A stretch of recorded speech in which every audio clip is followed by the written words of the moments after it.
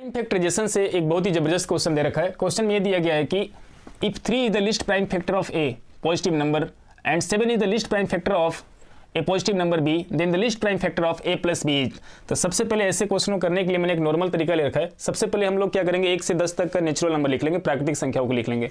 प्राकृतिक संख्याओं को लिखने के बाद इसके जितने भी फैक्टर हो सकते हैं सबके फैक्टर्स लिख देंगे। जैसे 1 का फैक्टर 1 हो जाएगा, 2 का 1 और 2, 3 का 1 3, 4 का 1 2 4, 5 का 1 एंड 5, वैसे 10 का 1 2 5 एंड 10।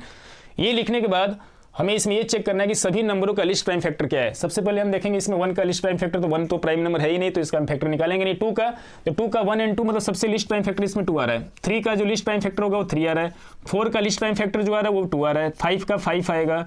6 का लिस्ट प्राइम फैक्टर आएगा 2, 7 का 7 आएगा।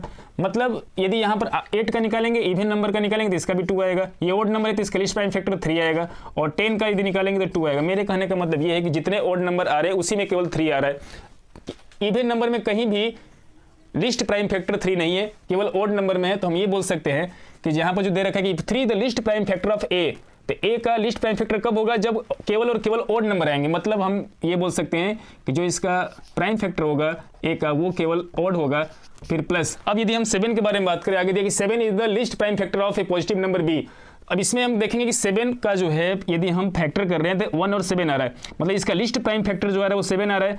यदि हम आगे करेंगे तो किसी में भी ऐसा नंबर नहीं आएगा जिसका लिस्ट प्राइम फैक्टर 7 होगा।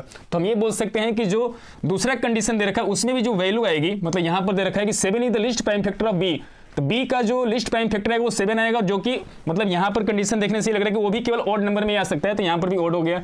और ओड को जब हम ऐड करते हैं, मतलब विषम संख्या और विषम संख्या को जोड़ते हैं तो इवन आता है। और इवन आने की कंडीशन ये होती है कि उसमें 2 हमेशा ही आएगा, ऑलवेज 2 आएगा। मतलब हम बोल सकते हैं कि इस क्वेश्चन का जो आंसर होगा ऑप्शन नंबर ए 2 हो जाएगा।